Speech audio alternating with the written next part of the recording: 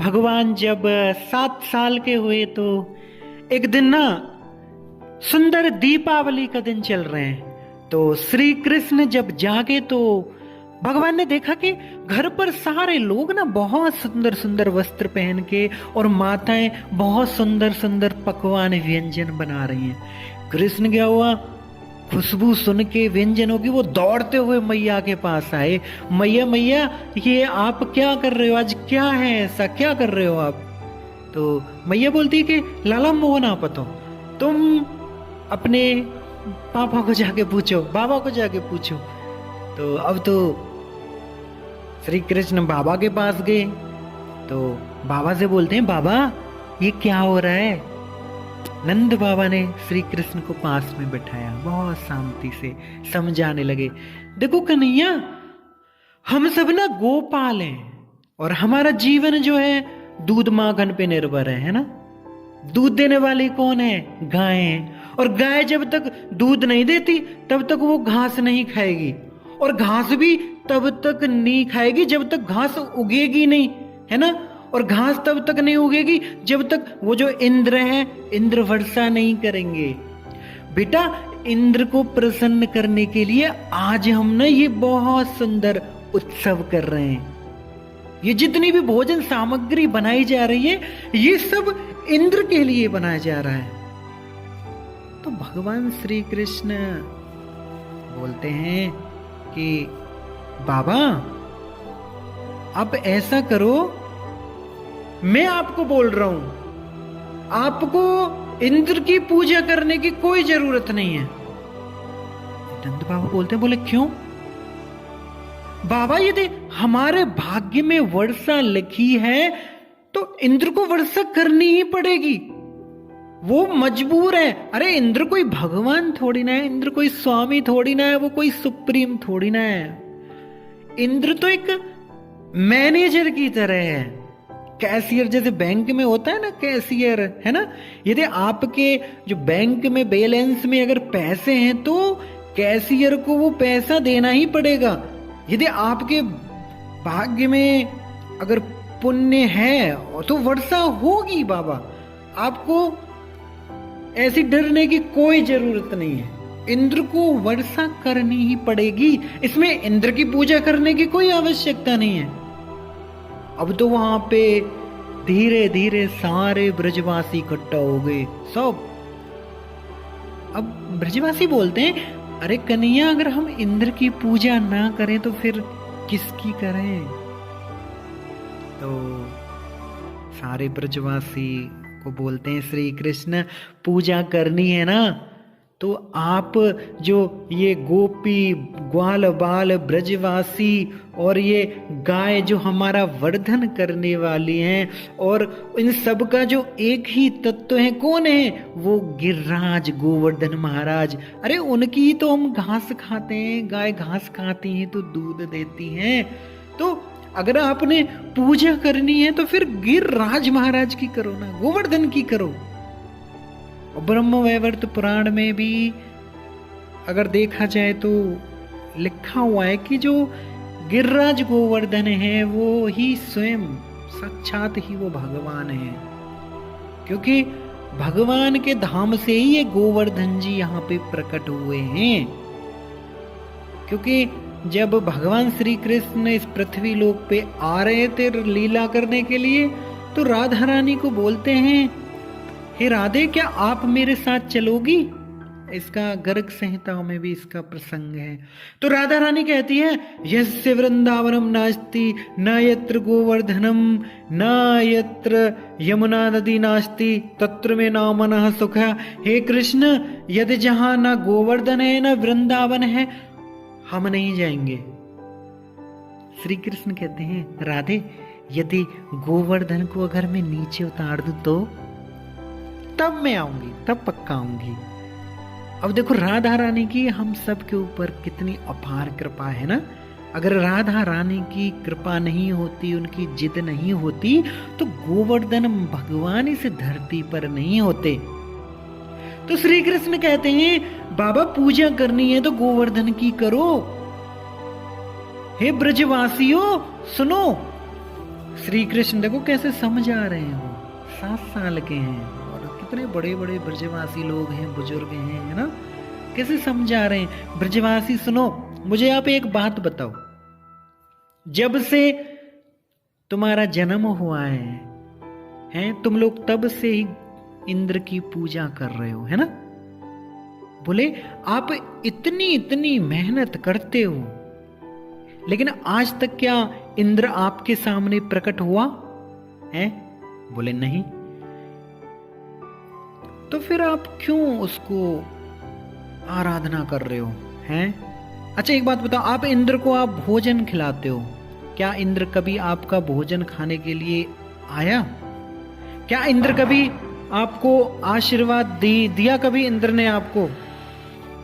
तो फिर क्यों आप इंद्र की पूजा करने में लगे हुए हो, हैं? अरे आप एक बार गोवर्धन की पूजा करके तो देखो, भगवान गोवर्धन प्रकट भी होंगे आपके सामने, वो भोजन भी करेंगे और आपको आशीर्वाद भी देंगे। और गोवर्धन जी तो मतलब इतना उनको खाने का शौक है, यदि आप उनको भोजन जितना भी दोगे उतना ही कम पड़ जाएगा, और वो तुमसे मांगेंगे और लाओ और लाओ। उधर मधुमंगल और सखा लोग साइड में भी सुन रहे थे, वो बोलते बाबा इस कन्हैया की बात पे नहीं आना, अरे काप तो या को भगवान तो हमें भिखारी लगे जो इतनो खाव है। तो श्री कृष्ण कहते हैं जब भगवान श्री कृष्ण ने उनको कहा, ब्रजवासियों को काफी मनाया कि आप इंद्र की पूजा मत करो, तो सारे जो ब्रजवासी हैं वो नंद बाबा समेत सबने उन श्री कृष्ण को कहा, बेटा कृष्ण हमें ना अंदर ना तुम्हारी बातें जो है वो समझ में नहीं आ रही हैं हमको, आप जो बोल रहे हो, लेकिन श्री कृष्ण तुम चाहते हो कि गोवर्धन की पूजा करेंगे, तो देखो हमने अपना विचार बदल दिया है। हम इतने सालों से इंद्र की पूजा करते हुए आए हैं, अब केवल आपकी प्रसन्नता के लिए हम इस बार मतलब इंद्र की पूजा ना करके गोवर्धन जी की पूजा करेंगे। सबने अपना विचार बदल दिया। अब ब्रजवासी कहते हैं लेकिन हम तो इंद्र की पूजा करते आए हैं कन्हैया, तो फिर कैसे हम गोवर्धन की पूजा करेंगे, हम तो जानते ही नहीं है। श्री कृष्ण कहते हैं अरे कोई नहीं, वो आप मेरे ऊपर छोड़ दो। आप ऐसा करो, आप जितना भी आपने सबने अपने अपने व्यंजन बनाए घर में और बनाओ, और सबको अपनी गाड़ियों में लाद के सीधा गोवर्धन के पास ले चलो, गोवर्धन की तलहटी में। अब तो वहां सबने बहुत जो सुंदर सुंदर पकवान वहां बनाया था, वो सारे वहां पे चले गए गोवर्धन की तलहटी में, अपनी अपनी गाड़ियों में लेके सामान। वहां पे बंधु गोवर्धन पर्वत तो पहले ही है, गोवर्धन महाराज, और साथ में इतना अन्न वहां व्यंजन बनाए थे, पूरा वहां अन्नकूट बन गया, एक दूसरा पहाड़ वहां पे बन गया। तो अब ब्रजवासी सोचते हैं कि अब हमने भगवान को ये सब अर्पित तो कर दिया भाई, पर अब ये इसको मतलब चढ़ाएगा कौन, मतलब इनकी पूजा आराधना कैसे होगी, कौन करेगा? तो श्री कृष्ण कहते हैं कि आप ये सब मुझे पे छोड़ो, आप भोग लगाओ, भोग मुझे दो और हम लगाते हैं। फिर क्या हुआ, श्री कृष्ण एक साइड में बैठ गए और जो एक साइड में गोवर्धन महाराज है, देखो दोनों आमने सामने बैठे हैं। तो जैसे भगवान श्री कृष्ण ने एक मंत्र बोला, नमो ब्राह्मण्य देवाय गो ब्राह्मण्य हिताय च जगत हिताय कृष्णाय गोविंदाय नमो नमः, जैसा कहा तो गोवर्धन भगवान ना मूर्तिमान रूप में प्रकट हो गए। बोल गिरिराज महाराज की। और जितने भी वहां पे भोग थे ना, भगवान गोवर्धन ने अपना इतना मुंह खुला कर लिया ना, सबको खाने लगे, और लाओ और लाओ और लाओ। तो सबका भोग भगवान वो गोवर्धन महाराज सबका भोग वहां पे खा रहे हैं। अब तो वहां पे उधर स्वर्ग में जो वो इंद्र हैं, इंद्र ना देखा इंद्र ने कि दीपावली तो खत्म हो गई, वहां पे अन्नकूट सब हो गया, वहां पे सबने गोवर्धन जी की बहुत सुंदर पूजा पाठ किया, गोवर्धन महाराज सबको प्रसन्न हुए, आशीर्वाद दिया, सब अपने अपने घर चले गए थे, सब सो गए थे। दीपावली की रात्रि अगले दिन इंद्र सोचता है कि दीपावली तो हो गई पर ब्रजवासियों की तरफ से तो कोई ऐसा भोग वगैरह कुछ आया नहीं है, अरे क्या हो गया, अब देख के आओ। तो उनके जो सेवक हैं इंद्र महाराज के, वो गए वहां पे, अरे अनुचरों ने वहां देखा तो एक अलग ही वो था। अब वो एकदम आगे उनको पता लग गया, वो इंद्र को बोलते हैं महाराज एक ना वो जो एक बालक है वो उन्होंने क्या किया, उसके कहने पर आपकी पूजा ना करके उन्होंने ब्रजवासियों ने एक जो पत्थर है वो उसकी पूजा उन्होंने शुरू कर दी है। ओहो, अब तो इंद्र तो ऐसे ही इतने घमंड में रहता है, क्रोध में आ गया एकदम इंद्र। उसने क्या किया, सामवर्तक मेघों को बुलाया, आदेश दे दिया जाओ सारे ब्रजवासियों को मार दो, इतनी वर्षा करो कि सारा ब्रज जो है वो डूब जाए। क्या हुआ, सामवर्तक मेघ आ गए ब्रज में, मूसलाधार बारिश करने लगे, ओले बरसाने लगे, पूरे ब्रज में हाहाकार मचने लगी, चीख पुकारें मचने लगी, गायें डूबने लगी, सारा ब्रज डूबने लगा, चारों तरफ पानी भरने लगा, सब त्राईमाम करने लगे। क्या हुआ, सारे ब्रजवासी रोते हुए श्री कृष्ण के पास आए, हे कृष्ण देखो आपने हमें इंद्र की पूजा नहीं करने दी, तो देखो क्या क्या हमको देखो कितना कष्ट हमको सहन करना पड़ रहा है ना, ये सब क्या हो रहा है? ऐसा क्यों, कैसी हालत हो गई है देखो हमारी। श्री कृष्ण ने कहा कि किसी को चिंता करने की कोई जरूरत नहीं है, आप सब ऐसा करो, गाय बछड़े बच्चे सबको लेके आप मेरे साथ चलो। पूरा ब्रज बंधु गोवर्धन की तहलटी में चला गया। सब लोगों को देखते देखते वहां पे भगवान ने क्या किया, वो जो अपना बायां हाथ है, अपना बायां हाथ आगे बढ़ाया। भागवत में लिखा हुआ है जैसे छोटे छोटे बच्चे बरसाती ऋतु में खेल खेल में जो बरसाती छाते होते हैं ना, जो छोटे छोटे वो सफेद सफेद से कुकुरमुत्ता बोलते हैं उनको, जैसे बरसाती छाते को उखाड़ देते हैं, वैसे भगवान कृष्ण ने खेल खेल में अपना बायां हाथ गोवर्धन के नीचे डाला और एक ही झटके में उस गोवर्धन को उन्होंने ऊपर उछाल दिया। भगवान ने गोवर्धन को अपनी बाईं हाथ की कनिष्ठ अंगुली में उन्होंने उठा लिया उसको। सारे ब्रजवासी अब तो आनंद में सारे उसके नीचे आ गए, गोवर्धन महाराज के नीचे। अब तो आगे तो सारे ब्रजवासी बड़े खुश। 3-4 दिन हो गए भगवान को, एक दिन नहीं हुआ, 1 2 3 4 5 6 7 दिन तक भगवान ने वो गिरिराज गोवर्धन उठाए, 7 दिन तक। जब 3-4 दिन हो गए थे भगवान को उठाते उठाते, तो सारे लोग तो बड़े प्रसन्न हैं कि श्री कृष्ण ने हमको बचा लिया है। लेकिन यशोदा मैया रो रही थी। यशोदा मैया सोचती है कि मेरे इस कान्हा में इतनी ताकत कहां से आ गई है, ये तो बच्चा है और इसके इतने नाजुक हाथ हैं, है ना, कितना नाजुक हाथ हैं, तो इतना विशाल पर्वत। वो रो रही हैं और उन्होंने ब्रजवासियों को कहा, अरे ब्रजवासियों देखो मेरा पुत्र कितना बोझा लिए हुए खड़ा हुआ है, क्या आप थोड़ी सी हेल्प नहीं कर सकते, इसकी सहायता नहीं कर सकते हैं?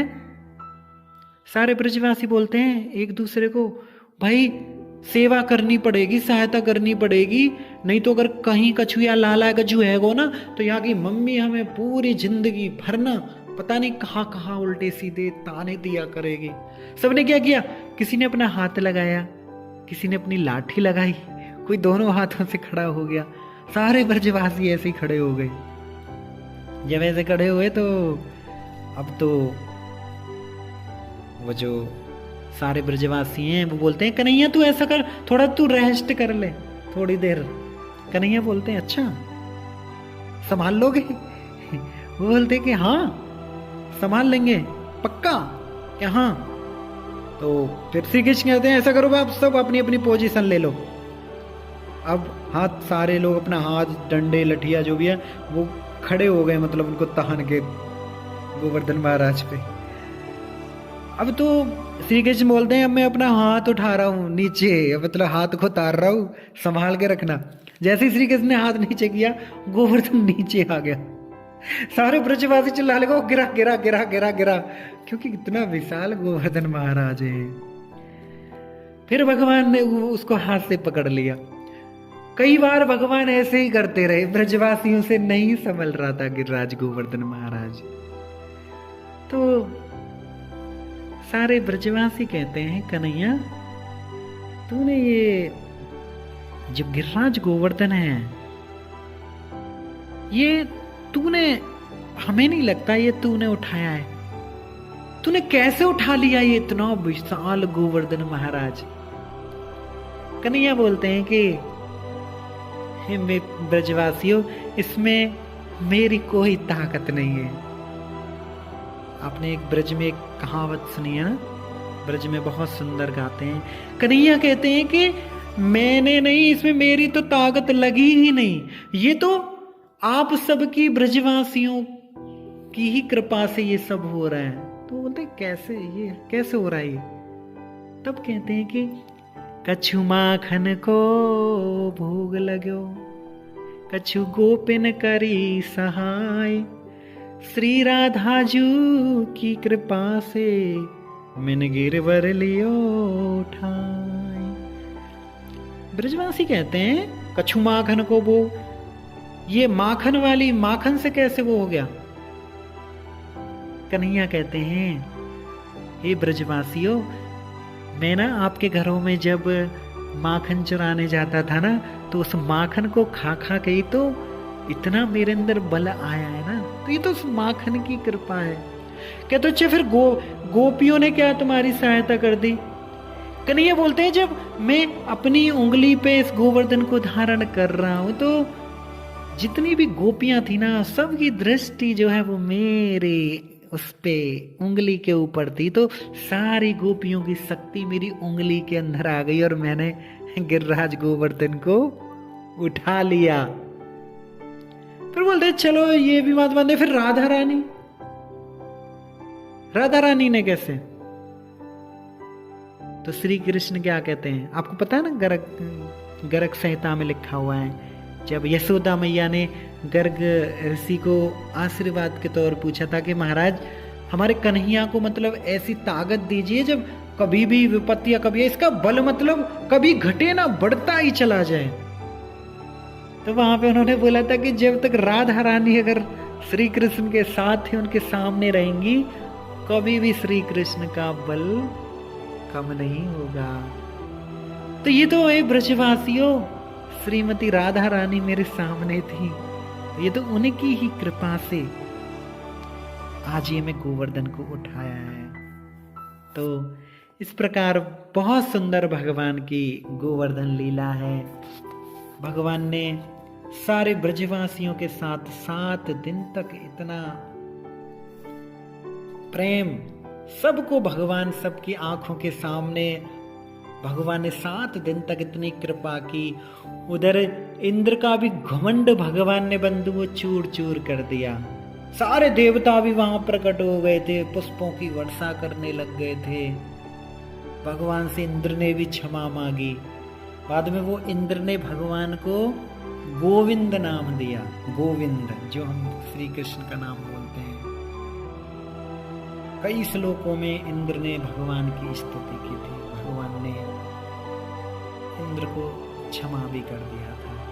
तो भगवान की ऐसी लीलाएं हैं जो अपने भक्तों के लिए हमेशा करते रहते हैं। तो बंधुओं, हमें हर जब भी मौका मिले गोवर्धन की जरूर आराधना, हमें उनकी जरूर परिक्रमा करनी चाहिए, क्योंकि ऐसा लिखा हुआ है जो भी आपके मन में इच्छा है, अगर उस इच्छा को लेके आप गोवर्धन की परिक्रमा करेंगे तो गिरिराज महाराज जरूर हमारे ऊपर कृपा करेंगे।